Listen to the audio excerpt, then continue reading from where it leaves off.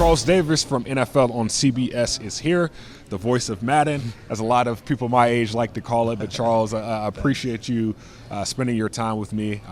The first thing that I want to talk about, we talked about it earlier this week, is you just came back from New Orleans, play-by-play guy for the HBCU Legacy Bowl and down in New Orleans. And the first thing that came to mind was, man, back in the 1950s, 1940s, HBCUs, guys were getting drafted left and right. 60s, 70s. 60s, 70s. 80s. And then, but you move to now and you start to see the curve starting to go down. For you, how big was the HBCU Legacy Bowl for increasing the notoriety of African Americans at HBCUs? Yeah, I grew up in it. My father was a quarterback at Bluefield State in West Virginia when they were an HBCU. The school later integrated in the 70s, dropped football, and just brought football back, I think, within the last year or two. The Bluefield State Big Blues, my dad was a quarterback there. It would have been the late 50s, early 60s. Yeah.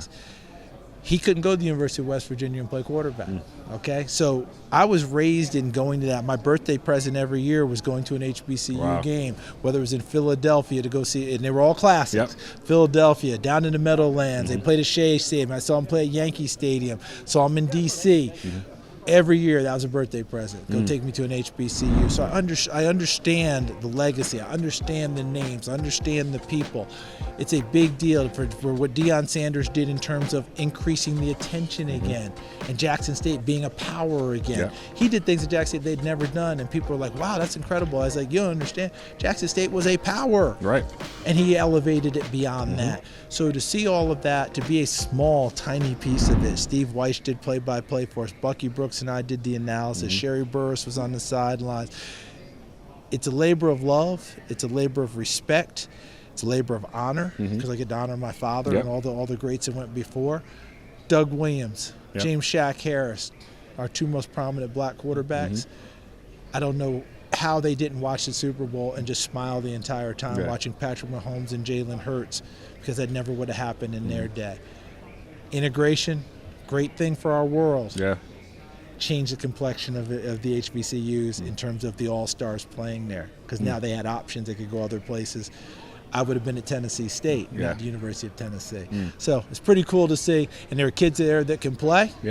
And they're going to get an opportunity. The NFL's looking out for it now, and it's good to see. That's awesome. And there's probably 5 guys that I've read up on that are possibly late day 2 or day 3 guys. More likely day 3 guys, but a possibility of being there. But think of last year, Joshua Williams out of Fayetteville State, starting corner in the Super Bowl for the Kansas City Chiefs, right?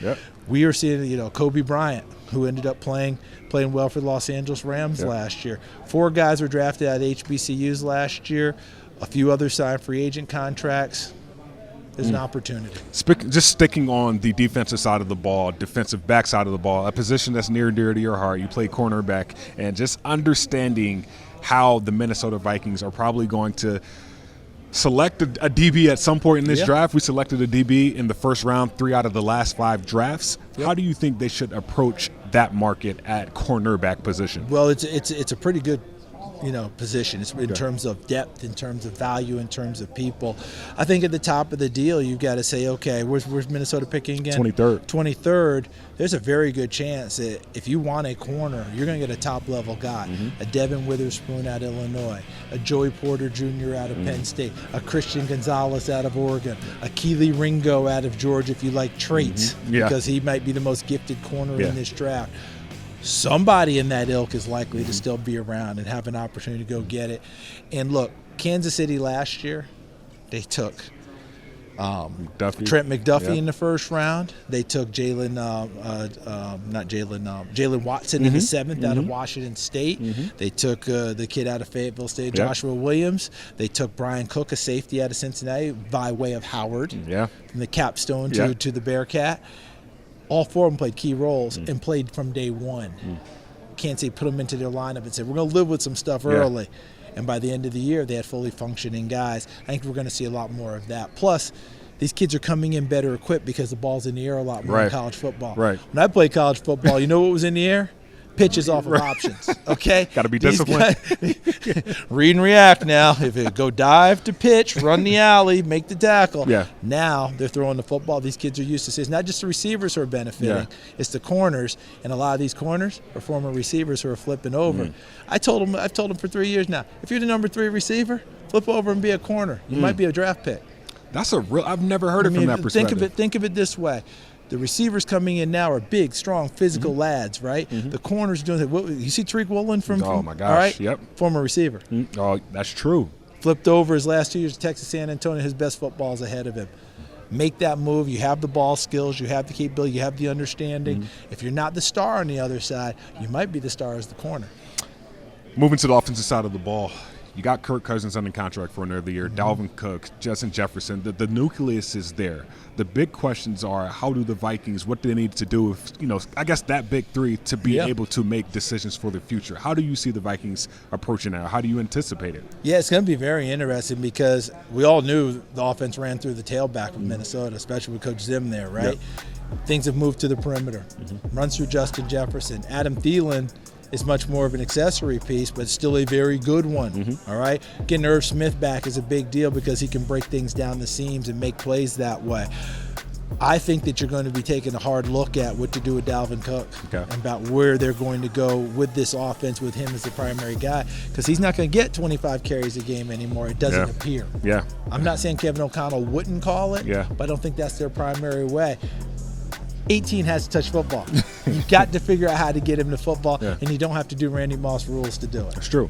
And understanding that it's all going to start with Kirk. Yep.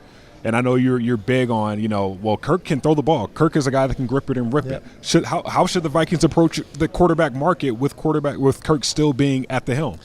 Ron Wolf, the great GM of the Green Bay Packers, always drafted a quarterback. Didn't matter if he had one, didn't matter if he didn't have one. If you think about it, one time in Green Bay, Kurt Warner went through Green Bay, Mark Brunell went through Green Bay, Brett Favre was through Green Bay, Doug Peterson went through Green Bay. See where I'm going? Yeah, I know exactly what you're talking about. You may not be able to keep them all, Yeah. but you're always taking a quarterback, developing, trying to have people there in case your guy gets hurt, in case something happens, in case he leaves you, with all those things that go along with it. You have Kirk Cousins, who is a better player than he probably gets credit for. He's always taken a beating for different things that aren't always his fault.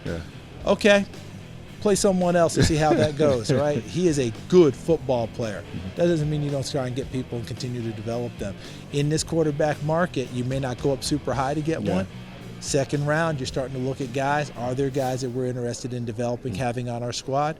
You think about getting someone. I mean, think about this year. Geno Smith had a monster year. What are we talking about Seattle right now? Well, should they possibly drafting a quarterback? Right. Well, that's an interesting take from Minnesota Vikings fans, but I'm gonna leave Vikings fans with this question for you. And by the way, I'm not saying in the first round. Okay. I'm not saying you go get one right now. Well, we only got 4 picks right now, possibly 5, so we'll see what the Vikings do with the later picks. But that next step, what is that next step for this Minnesota Vikings team just from a overarching general standpoint? Defense. I mean, there's no getting around it. That's a good football team. Last year, they made enough plays on defense, especially late in ball games, that they survived some ball games. Did a really good job. Numbers don't always tell the tale, but numbers can be significant, and their numbers just weren't very good on defense.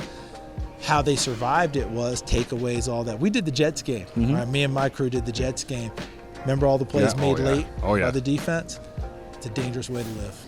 Okay, they won would you win 12 games? By 1 score or less, or 11 games by 1 score or less, whatever it is, the record. Hard to repeat that year in and year out. Got to be a stouter on defense. Can't be in so many of these high wire acts. I don't know if you ever heard of the Flying Walenda family. They were a bunch of tightrope walkers. You know what their hook is, or was? No nets. They worked no nets. The way things were going last year, there were no nets on defense. You want to have a few nets, be able to win some of those games without having to go down and clutch your heart when it's all said and done, because that's a good football team. But it's hard to win that way year in and year out. I'm looking at you. I'm looking at the New York Giants. Both of you did it so well last year. It's not really a formula that sustains. Charles Davis, I'm looking forward to talking to you more this offseason, but appreciate your time today. Hey, thanks for having me. Always great to see you. Yes, sir.